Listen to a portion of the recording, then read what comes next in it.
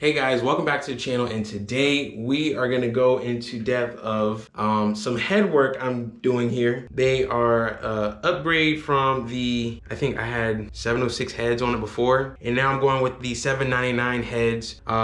Bigger combustion chamber, and then secondly, bigger intake valve. It's like a 2-inch instead of like a 1.8. Definitely gonna be able to get more air in, squeeze it, get the air out, and no porting wise, but I'm just changing out the old valve springs for brand new 660 lift valve springs, and of course all the supporting mods for it. So, you know, retainers, clips, you know, seals. Of course, I have a whole new cam coming for this. Well, I already have it.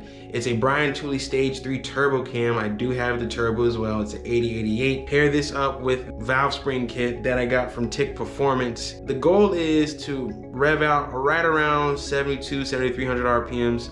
And the lifters, I'm using genuine OEM LS7 lifters. I know, kind of sketchy, but at the same time, it's a budget build. I would love to put some Johnson lifters in there, but does anybody have Johnson lifted money for me? Okay, yeah, that's what I thought. Without further ado, let's jump right on in. The 799 head right here that I have on my little bench.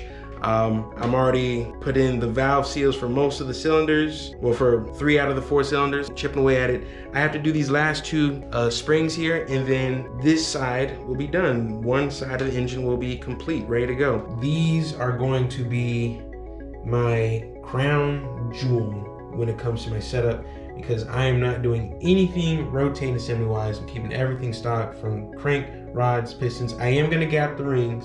I will gap the rings for the boosted application, but anything else outside of that is completely stock. This one I got off of a friend of mine. Shout out to Mr. Matt. He definitely gave us a good deal on these. Like I said, I got most of this engine stuff done off camera because it would take a lot longer, the video itself. I took off the old springs, the beehive springs that were from you know, the stock ones, stock retainers and valve seals and whatnot. This is what I was saying, the valves, 2-inch valves, big boys. So I'll be able to bring in a lot of air, and then to get it out, I just have to, you know, do the timing right and everything, and just make sure I get most bang for my buck, but still be able to get it out in time to put more air into the cylinder. Clean air, boosted air, nothing fancy about them, stock valves.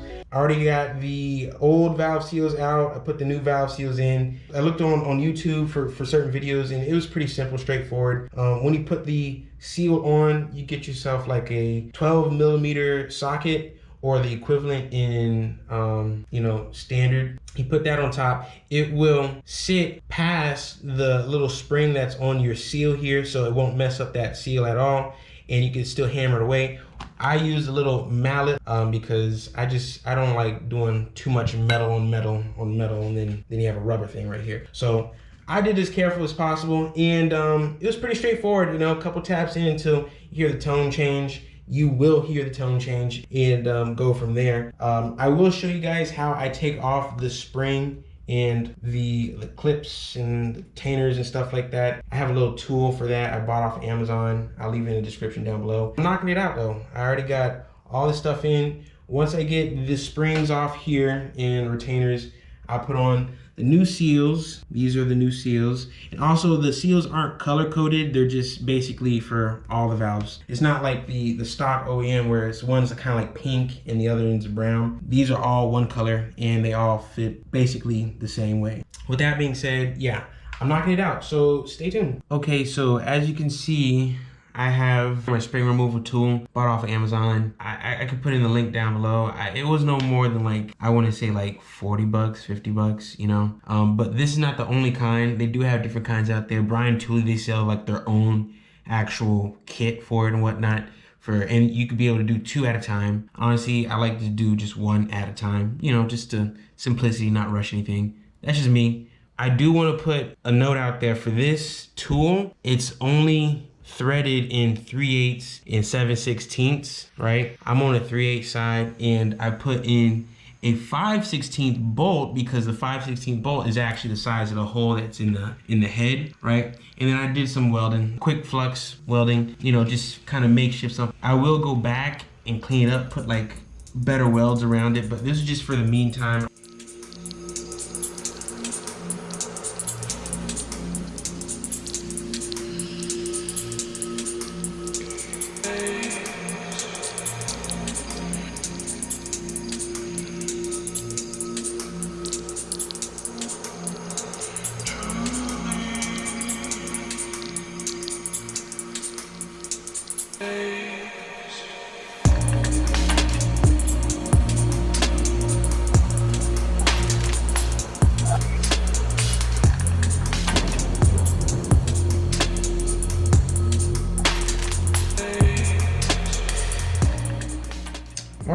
socket here, it is a 12. The 12 fits up the best.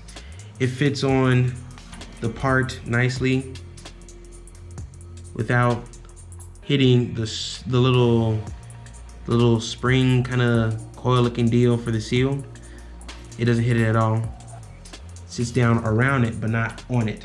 So what you do is you take your socket, make sure it's snug on there, not sideways, not like this, not like, you know, make sure it's on there snug.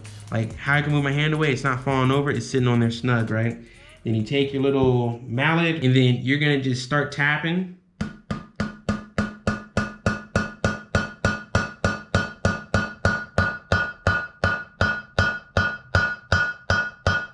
Tone changed and we are fully seated. Awesome. And same thing for the other seal right here. And she is set as well. Okay, all the seals are in. All the seals are in, you know. Now time to put the valves back in their rightful places. Alrighty, so here's some valve ASMR here. A good sign, reassures me. So be careful when you push the valve through the seal and then, ooh, I like that one. Don't lie to you. The head, and then, last one, Alrighty, so that's it. All the valves are in, all the valve seats are in, and then now for the final part is to put the springs on along with the keepers and retainers. Hey y'all, thanks for watching. Remember to like, comment, and subscribe. And don't forget to press that bell button for any notifications or updates for any new videos coming out. Have a great one.